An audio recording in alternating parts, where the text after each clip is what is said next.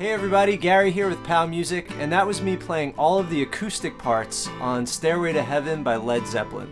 So some of the parts I played repeat again for the next minute or so, and then those parts just kind of keep showing up until the epic solo and ending. So all of those graphics and the animated fretboard, I think, do a better job explaining what to play than I can, but I just want to give you some practice tips and some things to keep in mind.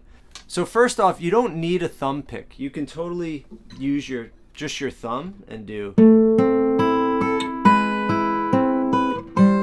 But being I have some nails on my first, second, third, and fourth finger and not on my thumb, I like how my nails sound with the thumb pick.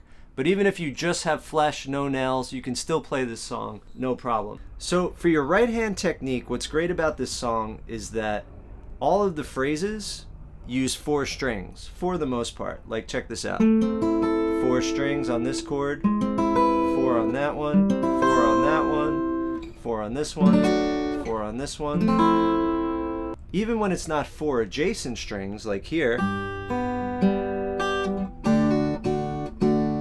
it's still 4 strings on each chord. So that's really convenient for your right hand. Because what you could do is use your thumb on the lowest note, then your pointer on the next, your middle on the next, and your ring on the next. As an example, on the opening, we have thumb, pointer, middle, ring, then thumb and ring at the same time, middle, pointer, ring, thumb and ring at the same time, middle, pointer, ring, then same thing throughout. Then here, now when I skip a string, I default to my first and my second, generally because they're the stronger fingers. So here, even though I'm skipping over that A string, I'm just moving these 2 down. Now the other thing is that this song really requires good bar chord technique, right? Because you have to bar here. You're barring those 3, and you're still barring here because you got to get those middle 2, and then here, all bars. So I just want to talk quickly about a technique that will help you with these bar chords, because it could be especially difficult on acoustic guitar. So you might be able to see here, but instead of having my finger go straight on, it's at a bit of an angle, and I do that because then I get the bone. So you can see the indent of my finger. Let me just show you. I'll play this chord and then check out the indent. So hopefully you could see that. It's on the side of the finger, and the bone, it's much more solid than the pad of your finger, And it also allows you to get at a comfortable curve, but still be flat, flush against the fretboard. Because if I was straight on like this and I curved, it's going to come right up off of the strings. But if I'm on the side angle, I can curve a little bit and still get that contact that I'm looking for.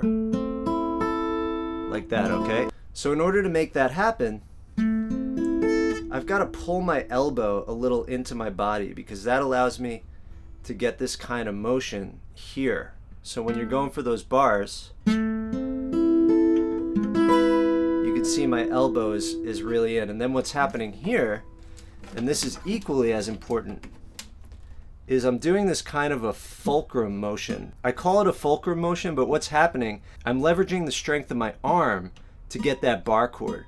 So instead of having to squeeze and use all the muscles in my hand, I'm using the muscles of my arm and my wrist to do this twisting motion. And that's what's giving me the pressure needed to press the strings down. You also won't fatigue as quickly that way, because these muscles in your arm are so much stronger than the muscles in your fingers, right? So the rule of thumb, no pun intended, is that the thumb is to the side of the first finger, and this allows you to get that motion.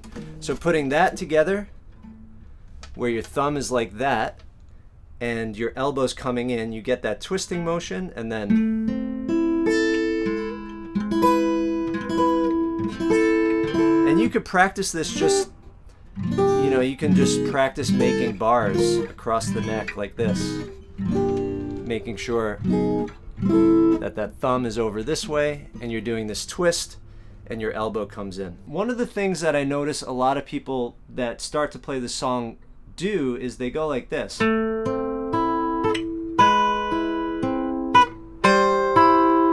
So those notes at the top are not ringing out. So that's going to be the big challenge for you. So what you want to do is not switch until the very last second. So you want to go for this.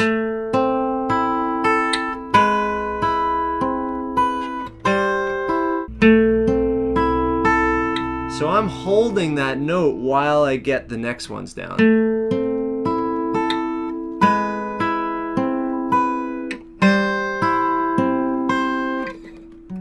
And then here's a cool little thing right here from this one.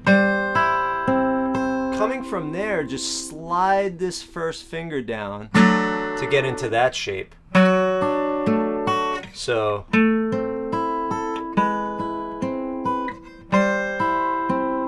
then slide it down to get into there. You don't have to slide it hard, but it just kind of acts as a guide. Then on this chord, it could be hard to get this E string to ring out without your first finger touching it. So a lot of times what I like to do after this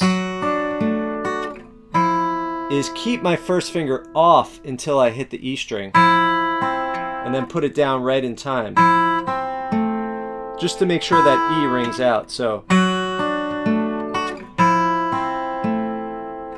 another thing to keep in mind is that the hallmark of this melody is this contrary motion.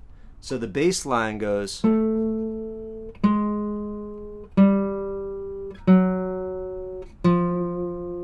right? And then while the bass line does that, the melody line starts off by going like this. Then it comes down here. Right? So a lot of this chromatic motion, and chromatic just means that a note goes down one fret at a time. So instead of skipping frets, it's one at a time like that. So when you're phrasing, it's really important that those two notes, more than any others, ring out.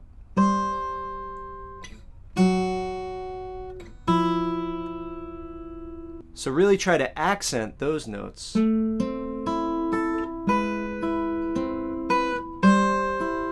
The middle ones just kind of support the melody and the bass note. So as far as practicing this song, it's all about going really slow and getting that technique that you want to get, where all the notes are ringing out, before going any quicker. So really take your time with it. Even if you just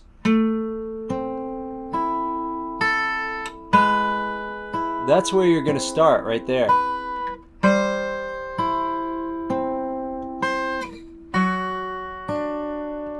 Making sure everything is ringing out nice and clearly. Then, if one transition is giving you a problem, don't just play the whole song and always mess up on that same spot.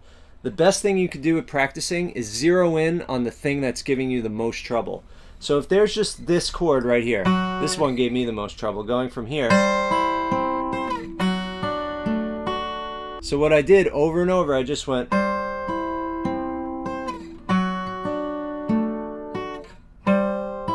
Just that one transition. Just, if maybe for you it's this,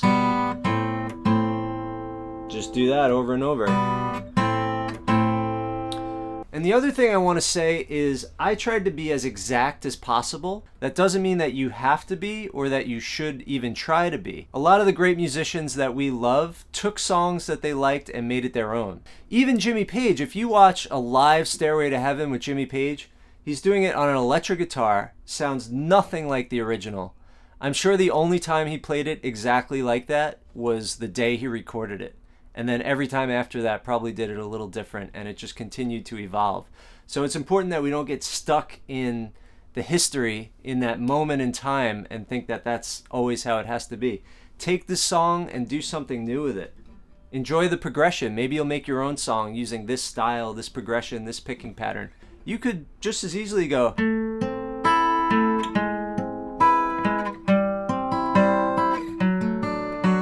You could change the rhythm up. You can.